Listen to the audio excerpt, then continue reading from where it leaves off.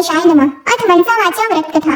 एक समय कैलाश पर्वत पर श्री महादेव जी तथा पार्वती जी विराजमान थे। वहाँ शीतल मंद सुगंध वायु चल रही थी। चारों ओर वृक्ष तथा लताएं नाना प्रकार के पुष्पों और फलों से शोभा दे रही थी। ऐसे सुहावने समय में पार्वती जी ने अपने पतिदेव से प्रार्थना की कि हे नाथ, आज अपन चौपड़ पाशा खेलें। तब महादेव जी ने उत्तर दिया कि चौपड़ पाशा के खेल में छल कपट बहुत होता है, सो कोई मध्यस्थ हो तो खेला जाए। इतना वचन सुनते ही पार्वती जी ने अपनी माया से एक बालक बनाकर बिठा दिया और महादेव जी महाराज ने अपने मंत्र बल से उसे संजीवन कर दिया और आदेश दिया कि तुम हम दोनों की हार जीत को बताते रहना। ऐसा कहकर श्री महादेव जी महाराज ने पाशा चलाया और पूछा कि बताओ कौन जीता और कौन हारा। तब उस पुत्र ने उत्तर दिया कि महादेव जी जीते और पार्वती जी हारे हैं। फिर दूसरी बार पाशा चलाकर महादेव जी ने पूछा तो उस बालक ने यही जवाब दिया कि महादेव जी जीते और पार्वती जी हारे हैं। इस प्रकार तीसरी बार में पाशा चलाकर पूछा तो अब की बार महादेव जी हार गए थे, परंतु बालक ने विचार किया कि यदि मैं महादेव जी को हारा हुआ बताऊंगा तो वे मुझे श्राप दे देंगे। ऐसा सोचकर उसने फिर यही कहा कि महादेव जी जीते हैं। तब झूठ बोलते हुए उस बालक को माता पार्वती जी ने श्राप दे दिया कि तेरे शरीर में कोढ़ हो जाए और तू निर्जन वन में भटकता फिरे।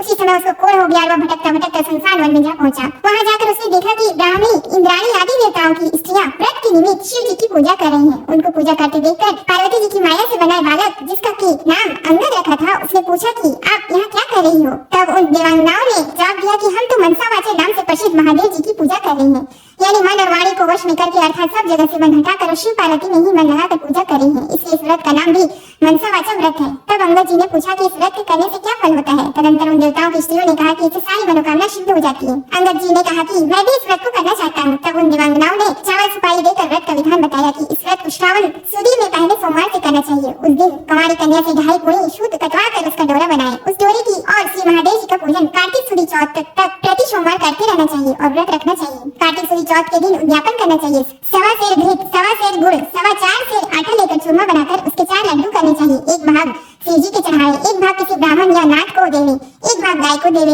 और बाकी का एक मोदक का खुद भोजन करे। चारों भाग समान होने चाहिए, चाहे राजा हो चाहे गरीब, सबको इतना ही सामान लेना चाहिए। धनवान हो तो अधिक ना लेवे और गरीब हो तो भी कम ना लेवे। व्रती मनुष्य या स्त्री एक भाग मोदक को पूरा ना खा सके तो पहले से ही उसमें से निकाल कर किसी को दे देवे।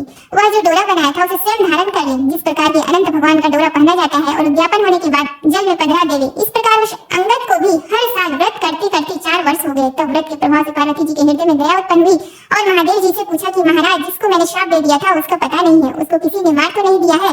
तब तीनों लोगों की सब बातें प्रत्यक्ष जानने वाले महादेव जी ने कहा कि वह तो जीवित है। तब पार्वती जी ने कहा कि महाराज, ऐसा कोई व्रत हो तो बताओ जिससे कि वह मेरा मानसिक पुत्र फिर से मिल जाए। तब महादेव जी महाराज ने कहा कि श्रावण सुदी के पहले सोमवार के दिन कुंवारी कन्या से 2.5 पुणी सूत कटवाकर उसका डोरा बनाना और उसे केसर आदि में रंगकर 4 गांठें देकर सुपारी पर लपेटकर ताम्र पात्र में रखकर उसे शिव रूप मानकर उसकी तथा शिव जी की पूजा करनी चाहिए। इस प्रकार सोमवार के सोमवार शिव जी की पूजा करना, 1.25 सेर घृत, 1.25 सेर गुड़ और 4.25 सेर आटा लेकर चूरमा बनाना, उसके 4 भाग करना, एक भाग शिव जी को अर्पण करना, दूसरा भाग ब्राह्मण को देवे, तीसरा गाय को देवे और चौथा खुद भोजन करे। इसमें ना तो अधिक होना चाहिए और न कम। इस प्रकार पार्वती जी ने भी यह व्रत किया। तब व्रत के प्रभाव से वह अंगद को रहित हो गया और अपनी माता के पास दिन बुलाए ही चला गया। उसे आया देखकर पार्वती माता प्रसन्न होकर हंसने लगी तो पुत्र ने पूछा कि हे मातेश्वरी, आप मुझे देखकर क्यों हंस रही हो। तब माता ने कहा, हे पुत्र, मैं व्रत के प्रभाव को देखकर हंसी हूँ। यह तुम्हारे पिताजी का बताया हुआ मनसावाचा का व्रत है। यह व्रत मैंने किया तभी तो तुम आ गए हो। इस बात को सुनकर पुत्र ने कहा कि हे अम्बे, मैंने भी यह व्रत किया था, इससे कोई भी मिट गया। पार्वती माता ने कहा कि हे पुत्र, अब तेरी क्या इच्छा है सो कह। तब उस पुत्र ने कहा कि हे मातेश्वरी, मुझे उज्जैन नगरी का राज्य करने की और वहाँ की राजकुमारी से विवाह करने की इच्छा है। पार्वती जी ने कहा कि जा, तुझे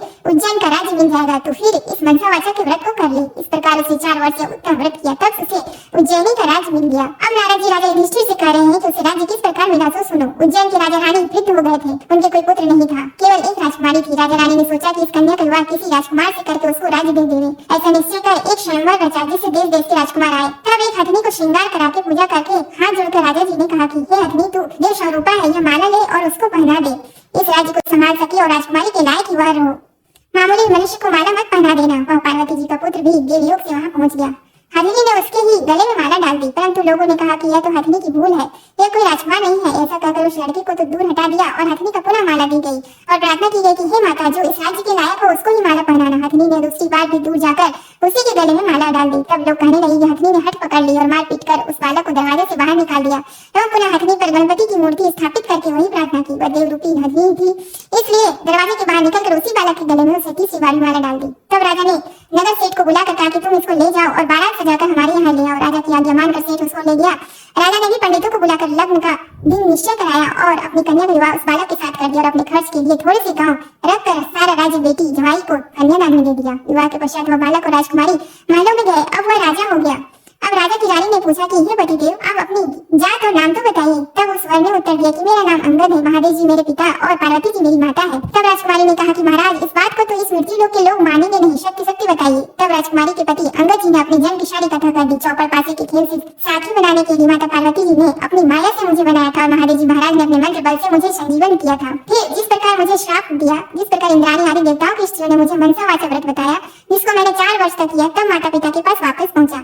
माता ने मुझे गले लगाया और कहा कि अब तुम्हारी क्या इच्छा है। तब मैंने माता जी से उज्जैनी की राज की इच्छा प्रकट की। फिर माता जी ने कहने पर मैंने 4 वर्ष मनसावाचा नाम से प्रसिद्ध पिता शिव जी का व्रत किया। इसी व्रत के प्रभाव से आज मुझे उज्जैन का राज्य मिल गया और तुम जैसी रानी मिली है। परंतु मेरी राज्य की अवधि पूरी हो गई है। अब मैं अपने माता पिता के पास कैलाश जाता हूँ। तुम्हारी क्या इच्छा है सो कहो, मैं वरदान दे जाऊँ और उपाय बता जाऊँ। इतना वचन सुनकर राजकुमारी ने कहा कि महाराज, मैं तो पुत्र धन तथा राज्य का सुख चाहती हूँ। अंगद जी ने अपनी रानी को वही मनसावाचा का शिव जी का व्रत बता दिया और कहा कि बिना मेरे वह गर्भवास के पुत्र होगा। ऐसा कहकर अंगद जी कैलाश चले गए। पति की आज्ञा अनुसार राजकुमारी ने 4 वर्षों तक वह उत्तम कार्य किया। इससे महादेव जी प्रसन्न हो गए। एक दिन इस रानी ने दासी से कहा कि जा जल की झाड़ी ले आ, मैं दातुन करूंगी। दासी ऊपर गई तो क्या देखती है कि सोने की पालकी में एक छोटा सा सुंदर बालक सो रहा है और मुंह में अंगूठा चूस रहा है। दासी ने जाकर रानी जी से यह बात कही। रानी जी ने जाकर बालक को उठा लिया और भगवान शंकर जी से प्रार्थना की कि हे प्रभु, यदि यह आपने यह बालक दिया है तो मेरे स्तनों में दूध की धारा भी निकलनी चाहिए। इतना कहते ही उसके स्तनों में दूध आ गया। इस प्रकार वह बालक बड़ा होने लगा। एक दिन उस बालक ने अपनी माँ से पूछा कि हे माँ, मेरे पिता कौन है और उनका क्या नाम है। तब उस रानी ने कहा कि तेरे पिता तो अंगद जी हैं और महादेव पार्वती जी तेरे दादा दादी है। तब बालक ने, जिसका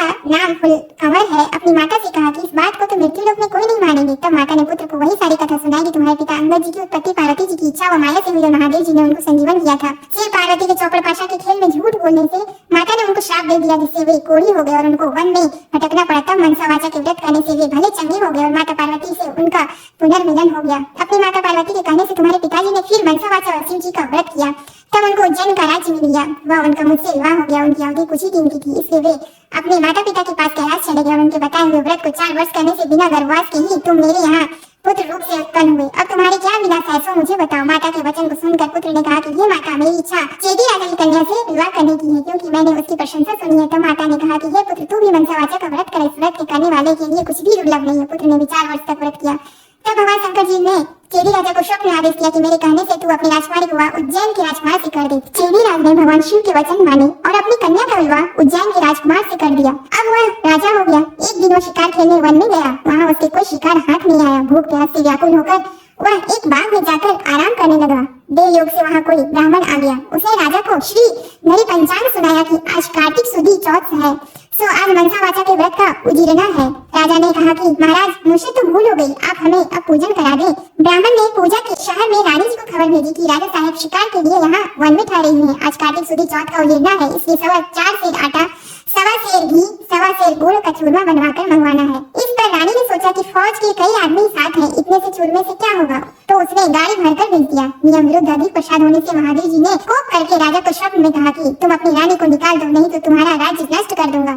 राजा ने प्रमाण के अनुसार दोबारा चूरमा बनवाकर व्रत पूरा किया। महादेव जी ने कथन के अनुसार राजा ने रानी को महल से निकलवा दिया। रानी किले से रवाना हुई। थोड़ी दूर जाने पर दीवान मिले। दीवान ने पूछा कि रानी साहिबा, आप कहाँ पधार रहे हो। रानी ने सब बातें बताई। तब दीवान ने कहा कि मैं राजा साहब को समझाकर राजी कर दूंगा, तब तक आप मेरी हवेली में पधारिए। रानी ज्यों ही दीवान की हवेली में गई, त्यों ही दीवान अंधा हो गया। तब दीवान ने हाथ जोड़कर कहा कि आप यहाँ से पधारो। रानी वहाँ से रवाना होकर आगे बढ़ी तो उन्हें नगर सेठ मिल गया। उसने भी यही कहा कि राजा साहब को 1-2 दिन में मना लेंगे, तब तक आप हमारे घर पर ही विराजे। रानी नगर सेठ के घर गई तो सेठ की उंगलियां चलने से बंद हो गई और कई उपद्रव होने लगे। तब सेठ ने भी हाथ जोड़कर कहा कि रानी जी, आप यहाँ से पधारो। रानी वहाँ से आगे गई तो राजा जी का कुम्हार मिला। उसको रानी पर दया आ गई। वह रानी को अपने घर ले गया। कुम्हार के घर पर रानी के जाते ही उसका मियाँ फूट गया, जिससे सारे बर्तन टूट गए और कुम्हार भी अंधा हो गया। तब कुम्हार ने भी रानी को अपने घर से निकल जाने की प्रार्थना की। आगे जाने पर एक माली मिला। उसने पूछा, आप कहाँ पधार रही हो। तो रानी ने कहा कि राजा साहब ने मुझे देश निकाला दिया है। तो माली को दया आई और वह रानी को अपने बाग में ले गया। माली ने कहा कि जब तक राजा जी का क्रोध मिटे तब तक आप यहाँ बाग में ही रहो। पर रानी के बाग में जाते ही बाग के पेड़ पौधे सब सूख कर जलने लगे। क्यारियों का पानी भी सूख गया और माली को भी कम दिखने लगा। तब माली ने भी रानी से वहाँ से चले जाने के लिए कह दिया। रानी वहाँ से निकलकर विचार करने लगी कि मुझसे ऐसा क्या पाप हो गया है कि मैं जहाँ जहाँ भी जाती हूँ वहाँ अनर्थ सा होने लगा है। ऐसा सोचते सोचते रानी ने देखा कि आगे दो रास्ते हैं। पूछने पर मालूम हुआ कि एक तो 6 महीने का रास्ता है और दूसरा 3 ही दिन का है। रानी 3 ही दिन के रास्ते से चली। आगे जाते जाते क्षिप्रा नदी मिली।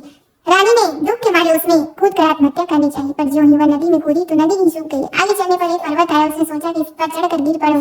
वह चढ़कर गिरने लगी तो पर्वत जमीन के बराबर हो गया। आगे जाने पर एक सिंह दिखा दिया। रानी ने सोचा कि इस सिंह को छेड़ूं तो शायद यह मुझे खा जाए तो अच्छा ही है। उसने सिंह पर हाथ फेरा तो सिंह पत्थर का हो गया। आगे जाने पर बड़ा भारी अजगर सांप दिखाई दिया। रानी ने मरने के लिए उस बड़े सांप को छेड़ा तो सांप रस्सी बन गया। रानी हार खा कर और आगे चली तो क्या देखती है कि वहाँ एक बड़ा भारी पीपल का वृक्ष है। उसी के पास एक सुंदर कुआं और एक मंदिर बना हुआ है। वह मंदिर में जाकर मुंह ढककर बैठ गई और ओम नमः शिवाय इस पंचाक्षरी मंत्र को जपने लगी। उस दिन कार्तिक शुद्ध चौथ का दिन था। मंदिर का पुजारी नाथ सामान लेने गांव में गया था। वहाँ उसको कुत्ते ने काट खाया। तब पुजारी नाथ ने विचार किया कि हमारे आश्रम में ऐसा कौन पापी आ पहुंचा है जिसके कारण ये उत्पात हो गया। मंदिर जाकर नाथ ने एक स्त्री को बैठी देखा तो कहने लगा, आज यहाँ कोई डाकिन या भूतनी आ गई है। तब रानी ने बिना पूरा कहा कि महाराज मैं ना तो डाकिन हूँ ना भूतनी, मैं तो मानवी हूँ, आकाश की घेरी और जमीन की झेली हुई दुखी स्त्री हूँ। यदि आप मुझे धर्म की बेटी बनाओ तो अपना सारा भेद कहूँ।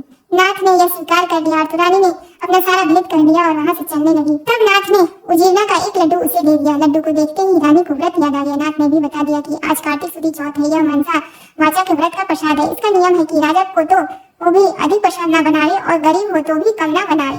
यह एक भाग का लड्डू है। तब रानी के समझ में आ गई कि मैंने प्रसाद का चूरमा ज्यादा भेजा था, इसलिए यह महादेव जी का दोष हुआ है।